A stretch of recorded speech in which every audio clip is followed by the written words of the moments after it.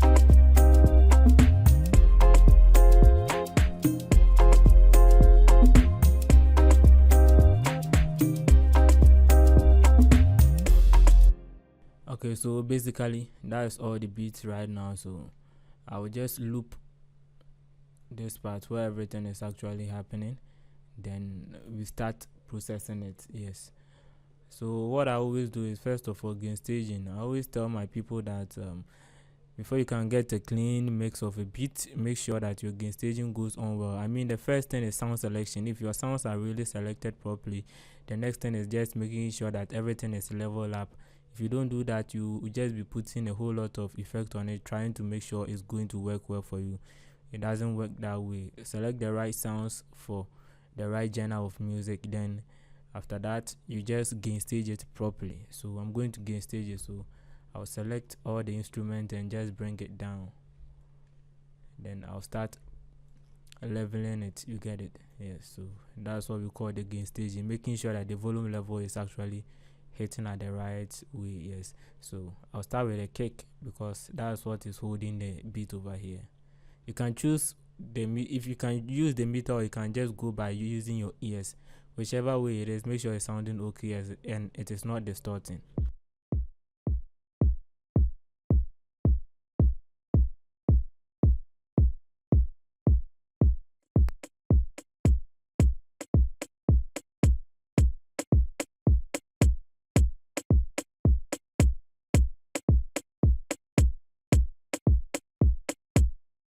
So you know that these two things are the one driving the beat really well. You get it? But to get it heaviness, then the bass is actually going to support it. So I'm going to add the other percussions and everything to just spice things up, right? Yes.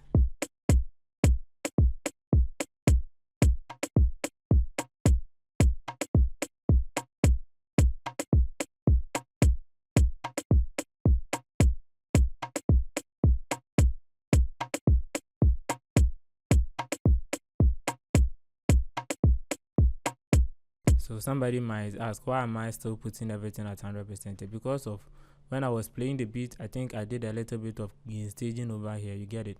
I leveled the volume over here so you can see it here. So sometimes if I think it's not hitting really hard and it's not really supporting well for me, I have to just put it on normal to listen.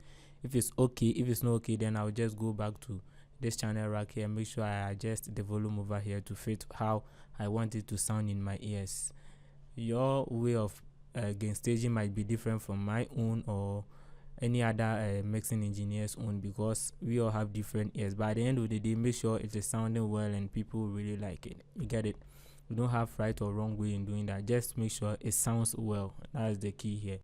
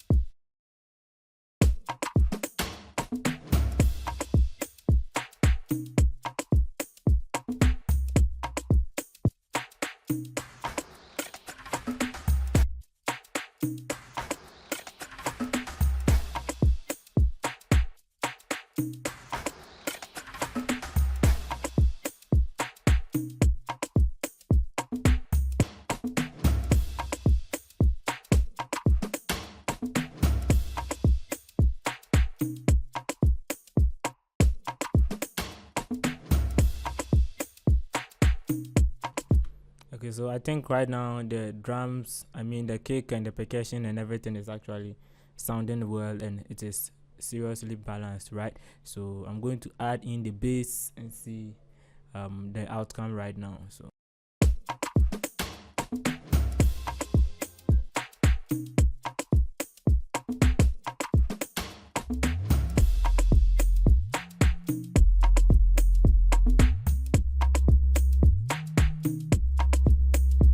let's solo the kick alone and the bass.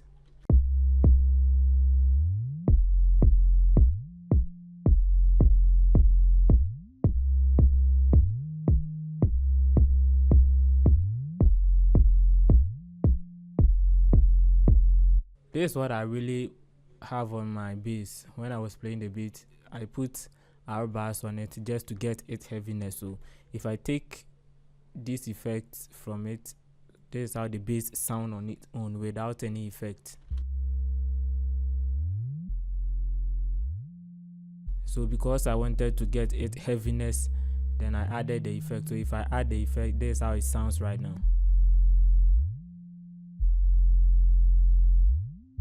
Okay, so that's what I did, and I had to sidechain it to the kick so that whenever the kick plays, the bass will just go down for the kick to come inside, because the kick is what is really driving the beat well, right? But I want it to be heavy. That's why I added those R bars on it for the beat to be really heavy for me. You get it? So I just do side chaining for the kick to hit whenever to hit well, instead of the bass taking over certain frequencies from the kick side. Yes.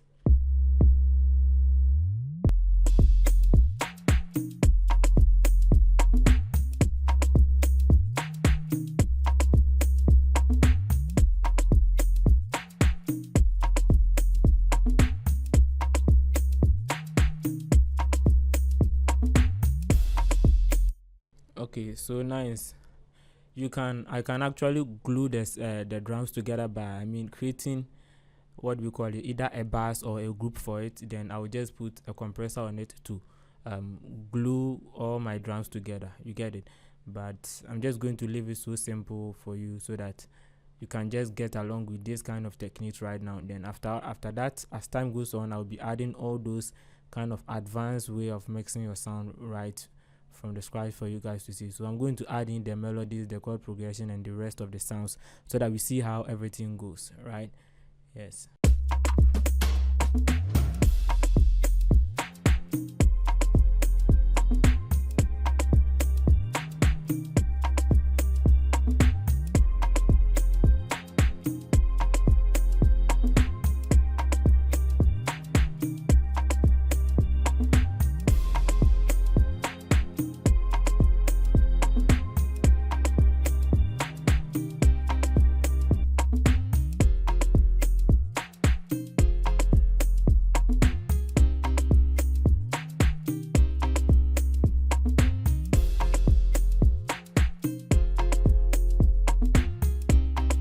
But what I'm feeling is, I'm feeling that it sounds like it's mono for me. So it's either I'll put S1 imager on it, or I'll just make it stereo by using this knob over here from FL Studio here. Let me just use S1 imager to make it stereo.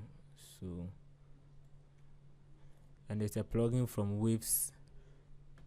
So MNOPQRS1 imager. I want my part to be stereo, right?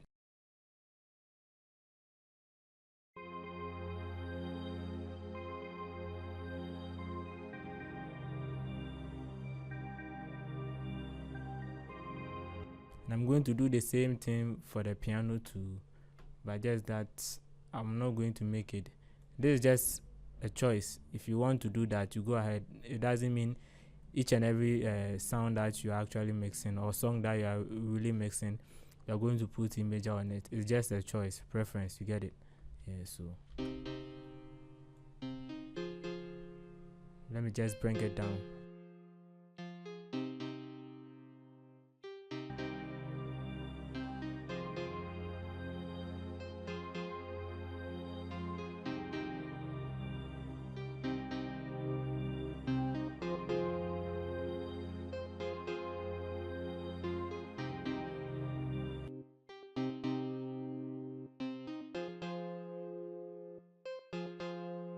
So I want to separate the frequencies from each of these sounds because they are having the same melody over here. So I'll just use EQ to separate the sounds.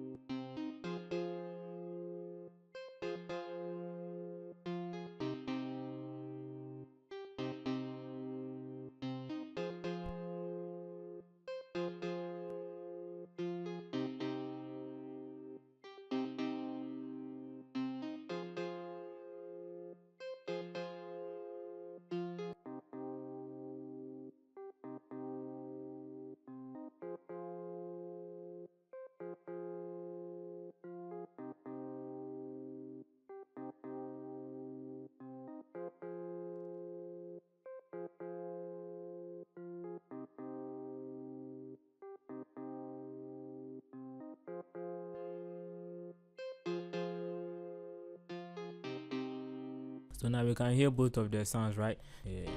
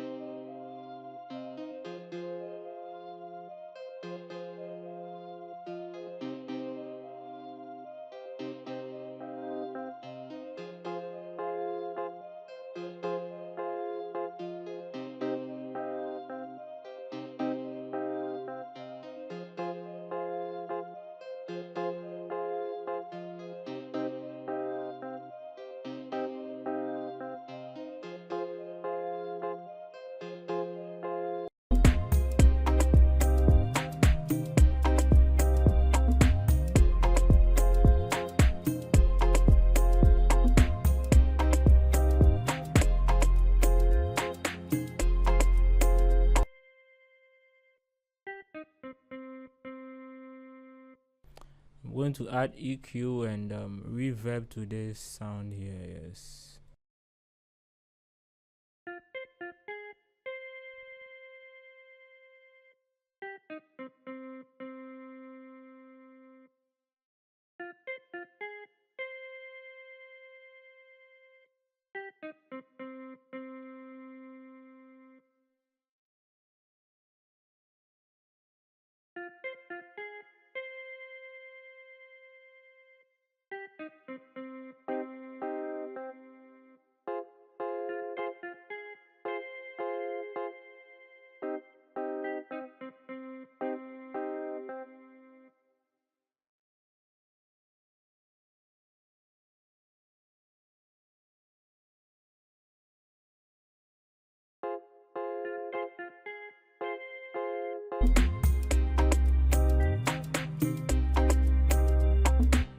Okay, so I think it sounds really better now. So let's listen to the overall sound, then we give our comment down there and see how everything goes, right?